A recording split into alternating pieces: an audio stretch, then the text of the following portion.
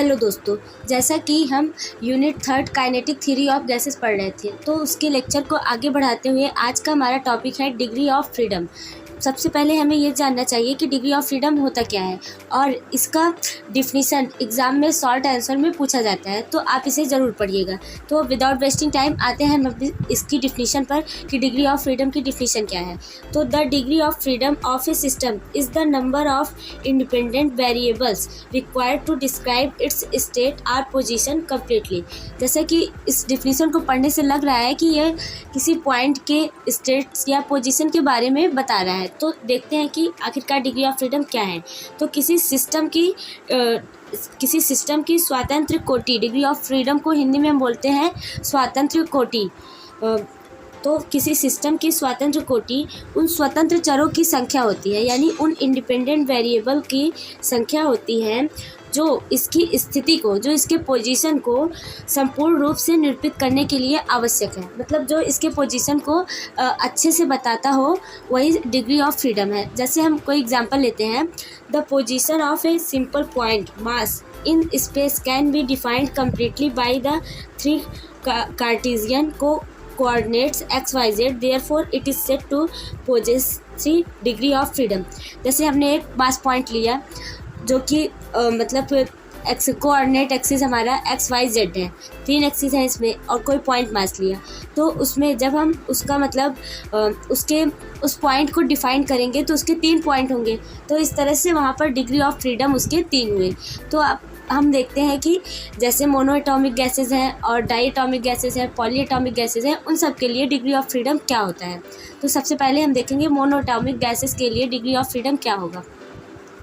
Gases like helium, argon, neon etc are monoatomic gases. जैसे helium, argon, neon ये सभी monoatomic gases हैं। Monoatomic gases का मतलब जिसमें सिर्फ एक एटम होते हैं।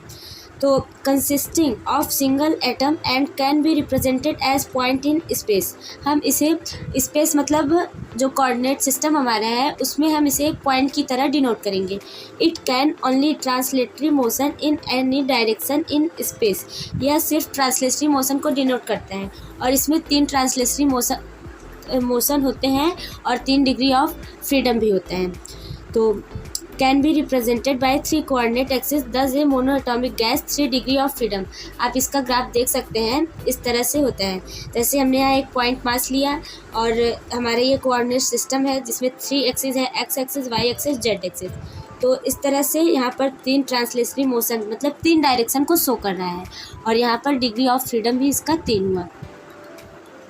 अब हम देखेंगे डाई एटॉमिक गैसेस के लिए डिग्री ऑफ फ्रीडम कितनी होती है। तो डाई एटॉमिक गैसेस क्या होती हैं, जिसमें 2 एटम होते हैं। Gases like O2, N2, S2 etc consist of 2 atoms in its molecule connected to each other by a rigid bond. ये इसमें 2 एटम एक मतलब बॉन्ड से कनेक्टेड होते हैं। Such a molecule can perform not only translatory motion but also rotate about any 2 mutually perpendicular axes। इस प्रकार के जो गैसेज होते हैं वह सिर्फ ट्रांसलेटरी मोशन नहीं करते हैं बल्कि वे रोटेट भी बल्कि वो तीनों एक्सिस के परपेंडिकुलर वो रोटेट भी करते हैं। Hence it can have only 2 rotational motions. इसका मतलब इसमें सिर्फ 2 जो है रोटेशनल मोशन होते हैं। Thus a molecule of a diatomic gas has 5 degree of freedom, 3 translational and 2 rotational. तो इसमें जो डाई एटॉमिक गैसेस की डिग्री ऑफ फ्रीडम होती है वह 5 होती है, जिसमें कि 2 जो है रोटेशनल होते हैं और 3 जो है ट्रांसलेशनल होते हैं। आप यहाँ देख सकते हैं 2 रोटेशनल हैं और 3 ट्रांसलेशनल हैं, एक यहाँ पर है। अब देखेंगे पॉलीएटॉमिक गैसेस क्या होता है।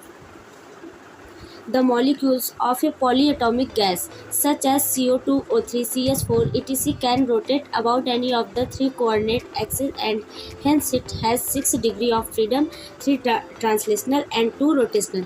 पॉलीएटॉमिक गैसेस में क्या होता है, इसमें जो है 3 एटम्स कनेक्टेड होते हैं। जैसे कि CO2 हो गया, O3 हो गया, CH4 हो गया। और ये जो है 3 कोऑर्डिनेट सिस्टम में जो है रोटेट करते हैं और इसके डिग्री ऑफ फ्रीडम कितना होता है, 6 होता है। 3 ट्रांसलेशनल होते हैं और 2 रोटेशनल। इसका आप ग्राफ देख सकते हैं, यहाँ 3 जो है ट्रांसलेशनल है और 2 रोटेशनल है। तो इस तरह से हमने देखा कि डिग्री ऑफ फ्रीडम क्या होता है, मोनोएटॉमिक गैसेस के लिए क्या होता है, डायएटॉमिक गैसेस के लिए क्या होता है और पॉलीएटॉमिक गैसेस के लिए क्या होता है। तो जैसे कि एग्ज़ाम में जो है क्या शॉर्ट में हमारे इसके क्वेश्चन पूछे जा सकते हैं कि डिग्री ऑफ फ्रीडम क्या होता है, उसकी डिफिनीशन क्या होती है, मोनोएटॉमिक गैसेस के लिए कितनी डिग्री ऑफ फ्रीडम होती है, डायएटॉमिक गैसेस के लिए कितना होता है, पॉलीएटॉमिक गैसेस के लिए कितना होता है।